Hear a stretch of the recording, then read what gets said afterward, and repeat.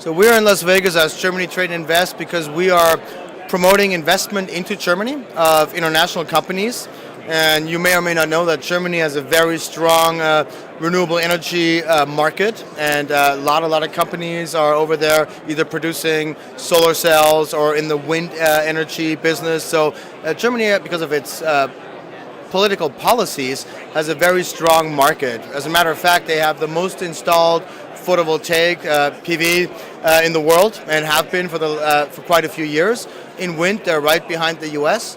Because U.S. is also a large market, but Germany is the second largest in the world. So it's a very attractive market, and the policies help drive that. So it's very interesting for international companies to do business in Germany, and that's why we're here, to attract them. Do you think there are any lessons to be learned by our new administration here in the United States, what Germany has done with good government policies? Yeah, I think so. I think putting the proper policies in place are absolutely key for renewable energies because, as far as I understand it, pretty much all of them still fall short of grid parity, some less and some more. So the key is to promote them so that the financing works out, so that you can find investors that don't get burned in the end, and they have a sustainable model, and they know long term that their investment will pay off.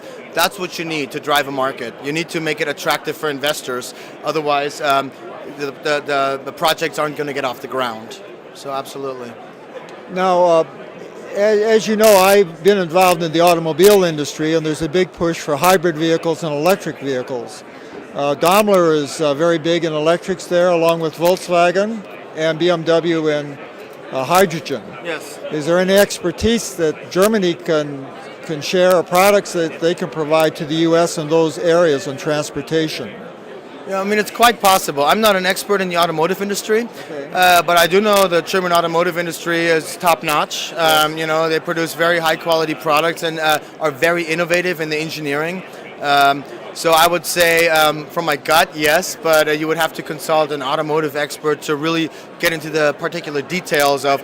I mean, in hydrogen, I know BMW has a car that's already running. Yeah. So on that level, I would say yes. With electric, I don't know whether the Japanese manufacturers or the German ones are ahead in terms of innovation. That's something you would have to ask an expert in that industry. Now, with renewable energy, it seems that batteries are key. You know, you can generate the electricity, but then it has to be stored. I know that Germany is working very hard on a breakthrough in batteries. How does that play into the renewable field? Well, I would even expand that beyond batteries. I would just say electricity storage. You know, whether it's fuel cell or producing hydrogen, and then or any kind of storage mechanism. That's absolutely right. I mean, whether it's batteries or any kind of storage mechanism, it's very important for renewable energies to find a way to store the energy. To provide the energy when you need it, when maybe the wind isn't blowing or the sun isn't shining or whatnot. It would definitely, and also for cars, obviously, it would be, and then a lot of work still needs to be done in that field. But there is a lot of different innovations going on, but there hasn't been the one breakthrough that's the solution yet. But a lot of people are working on a lot of different solutions, and it's absolutely key to renewable energies and making them more attractive. But it's not a problem yet. In terms of producing energy for the grid, because the percentages we're talking about are so low that basically the grid operators can absorb that and also absorb the fluctuations. We're not producing, we're producing less than a few percent of renewable energies from all the energy we're producing from fossil fuels. So it will become a problem once we start producing like 25 or 50% of all the energy from renewable sources. Then we really need a solution. Okay, and one final question. How does the renewable energy stack up from generating wind power?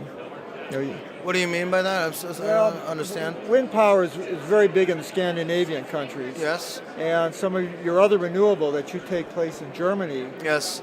Is that coming from other sources at this point? Yes, Germany has a mix, right? So it's also, wind is also the biggest source in terms of gigawatt hours per year. Okay. And that's because they have a lot of offshore locations, and also because wind is actually closer to grid parity than PV. Yeah. And it's actually takes much less subsidies, as if you will, to make it economically attractive. So Germany has a feed-in tariff model, and they have different feed-in tariffs for all the different renewable energy technologies. And wind requires a much lower feed-in tariff than photovoltaics for it to be attractive for the market. So that's why I think wind is larger worldwide than PV, for example. Okay, Klaus, thank you very much. Yeah, thank you very much, Jim. Good luck here at the show. Thank you. You too.